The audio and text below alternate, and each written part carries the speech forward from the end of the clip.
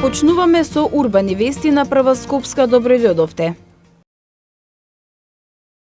Заврши повикот за субвенции за велосипед во Скопје. Рехабилитација на локалниот пат Кадино Клучка автопат А4. Од 1 до 13 јуни државна матура, пријавени 15.553 кандидати. Стапува на сила законот за практиканство. Бенефит ке имаат и компаниите и невработените лица.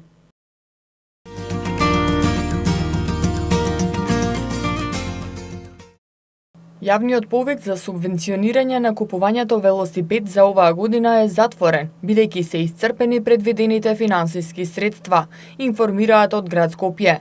Со тоа, барањата за субвенции за велосипеди од денеска нема да се примаат. Како што информираат од град Скопје, на јавниот повик досега се пристигнати 3472 барања од граѓани за субвенционирање на купувањето велосипед. Затворањето на повикот е во согласност со член 4 став 4 од правилникот за користење финансиски средства од буџетот на град Скопје за субвенционирање на граѓаните на подрачјето на градот за купување велосипеди за оваа година.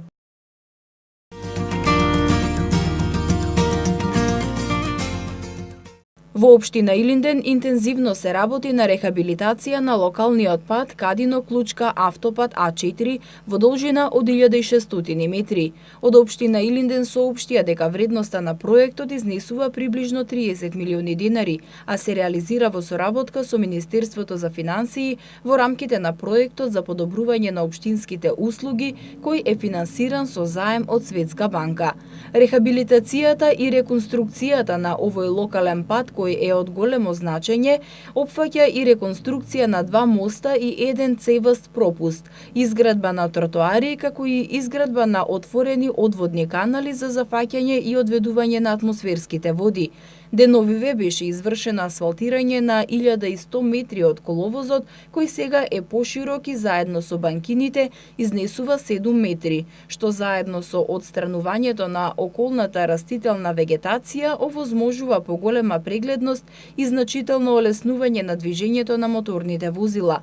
Во рамките на реализацијата на овој проект е и изградба на кружен тек во населеното место Кадино, со што во голема мера ќе се олесни движењето на возилата. Со реконструкцијата на овој фреквентен патен правец се подобрува безбедноста во сообраќајот во овој дел од општината и се овозможува побрза и побезбедна комуникација. Поради градежните зафати за рехабилитација на локалниот пат Кадино Клучка автопат А4, сообраќајот на овој патен правец се одвива во отежнати услови, поради што се апелира до учесниците во сообраќајот што го користат овој пат, доколку се во можност да користат алтернативни патишта.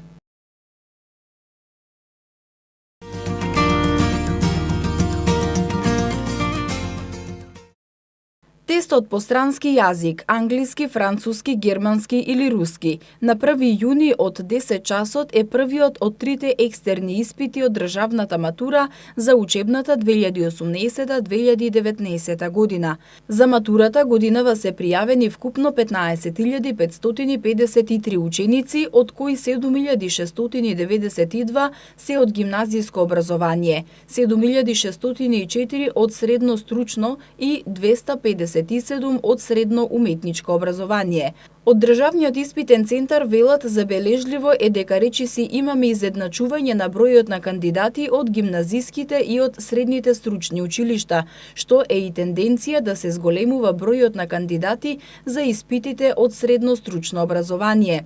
За испитот по странски јазик в сабота пријавени се 14.413 за англиски јазик, 59 за француски, 201 кандидат за германски јазик и 15 за руски.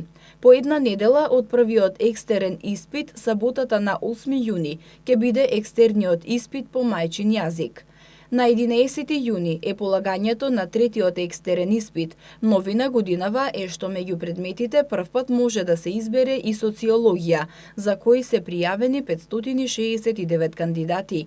Како и на минатите државни матури, најмногу пријавени има за бизнис, за историја, биологија, филозофија, хемија, физика и естетика. На 13 јуни е тестот по математика со 2049 пријавени кандидати.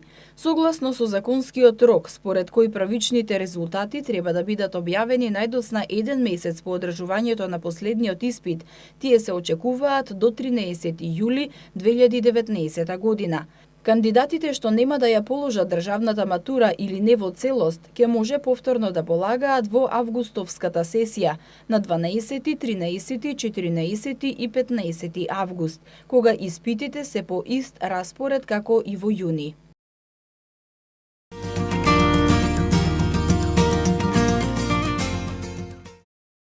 Од утре стапува на сила законот за практиканство, со кој во земјава законски се уредува практиканската работа, со што ќе се овозможи непречено стекнување на практичното искуство на невработените лица, зголемување на нивните вештини и полесно вклучување на пазарот на труд.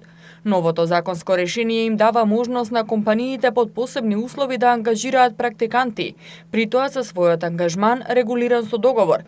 Тие ќе добиваат паричен надомест, како и менторство од искусни и стручни лица во компанијата.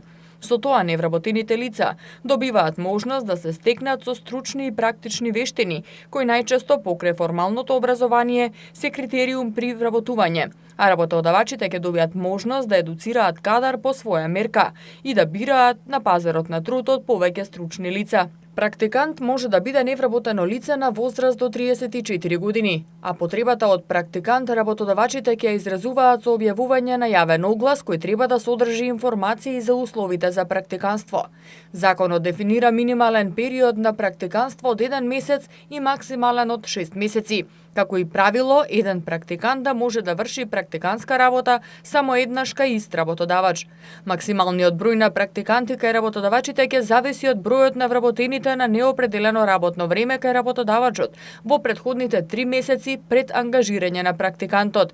Законот предвидува обврска за плаќање на доместок за време на практиканската работа на практикантот од страна на работодавачот, и тоа во висина од 42% до 74% од минималната нето плата во земјава, исплатена во претходната година. Ова се однесува на практиканство до 3 месеци, додека за практиканската работа подолга од 3 месеци, месечниот надоместок кој работодавачот треба да му го исплати на практикантот треба да биде во висина на минималната нето плата утврдена со закон. Целата практиканска работа мора да биде подкрепена и регулирана со договор за практиканство со кој се уредуваат односите, правата и обврските меѓу практикантот и работодавачот. Законот забранува склучување договор за практиканство за замена на постојано работно место.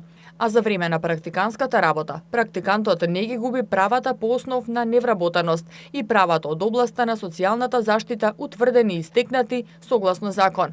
Работодавачот има обврска секој склучен договор да го пријави во Агенцијата за вработување. Со ефикасна примена на законот се очекува позитивен ефект да имаат и работодавачите кои на пазарот на труд ќе можат да најдат повеќе лица со практични вештини и знаење за одредени работни задачи.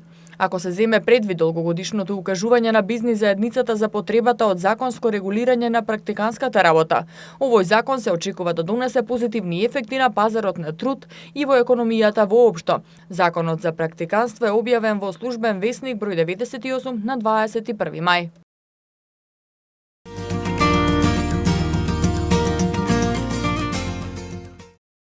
Пансион за миленици од 300 до 500 денари. На точак ги повикува велосипедистите на роденденски протест. Забава за крајот на училишната година во Скопската зоолошка градина. Травјата на мајските оперски вечери.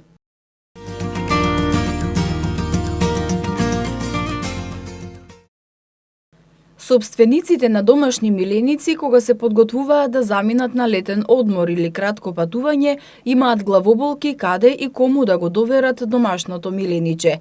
Претходно во ваквите денови во пресрет излегуваа пријателите или членови од семејството, но од предизвесен период во Скопје се отворија неколку хотели или пансиони за миленици. А такви пансиони ги има на неколку локации во Скопје, каде цените се слични. Во пансионите за миленици се нудат различни услуги, како што е пансионско сместување, храна и шетање на миленикот, а доколку сопственикот сака дополнителни ветеринарни услуги, тогаш треба да доплати бидејќи ветеринарните услуги не се вклучени во цената. Еден од таквите центри е Зоовет центар кој нуди сместување на мали животни. Цената за сместување се движи од 300 до 500 денари. Сопствениците кои имале вакви искуства раскажуваат дека иако цената не е баш ефтина, сепак ги оставаат нивните куќиња во некој од пансионите во Скопје, бидејќи немаат избор каде да го остават миленикот за да биде згрижен и да е на сигурно.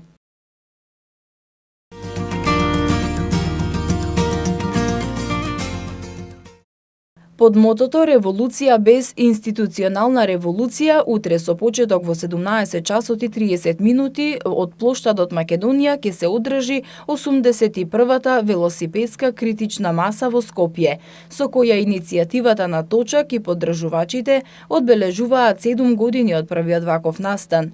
Организаторите велат дека овој слоган е одбран бидејќи ја рефлектира 7-годишната борба за подобри услови за сите кои возат велосипед, кои од ден на ден се побројни на улиците, но за жал и разочараноста од институциите, кои не го следат истото темпо во однос на воведување на промени, подобри закони, подобра инфраструктура и безбедност во сообраќајот. Дел од најважните барања кои ги издвојува иницијативата и кои биле упатувани до институциите на кои е посветен овој 7-ми роден ден се: донесување на правилник за проектирање велосипедска инфраструктура кој е во процедура, изработка на стратегија за велосипедски сообраќај на ниво на држава, на градско, но и на меѓуградско поврзување, имплементирање на современ автоматизиран систем за изнајмување велосипеди во Скопје, па и во другите поголеми градови. Паркингот за велосипеди да биде задолжителен за сите нови објекти, како што е задолжителен паркингот за автомобили. Поврзување на Скопје по текот на Вардар по целата должина од двете страни од западниот и источниот крај на градот. На Точак повикува сите кои возат велосипед или ги поддржуваат овие барања да се придружат утре, 29 мај, па заедно да ги упатат до одговорните, да направат роденденски протест со возење низ улиците и да се одбележи 7-годишната борба за достојни услови.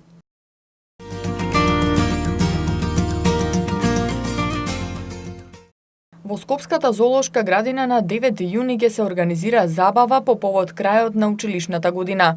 Како специјални гости најавени се YouTube милениците на најмладите GP и Стефонатор, со кои децата ќе имаат прилика да се дружат од 13 часот, а за крај се најавени светските и европски шампиони во хип-хоп Dancers United. За посетителите од Скопската зоолошка најавуваат и многу изненадувања од спонзорите. Настанот е во организација на Зоолошка градина и градот Скопје.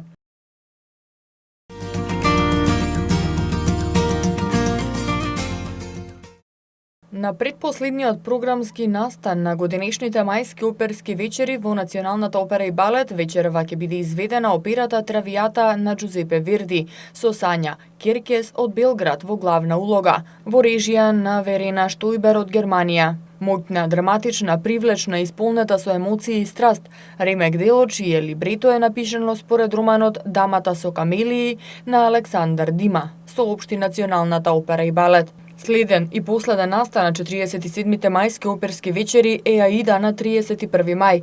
Со оваа популарна Вердиева опера, фестивалот и беше отворен на 9 мај.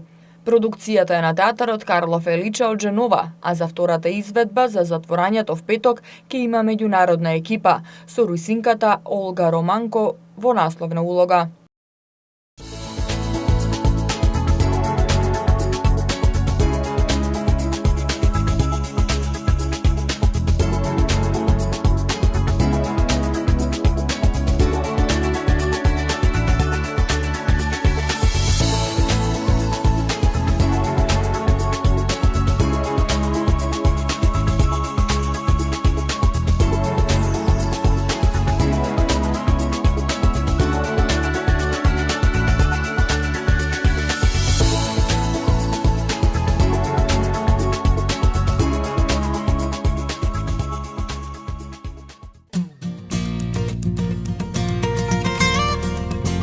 Тоа беше се што ви подготвивме за ова издание на Урбаните вести. Ви благодариме што не следевте.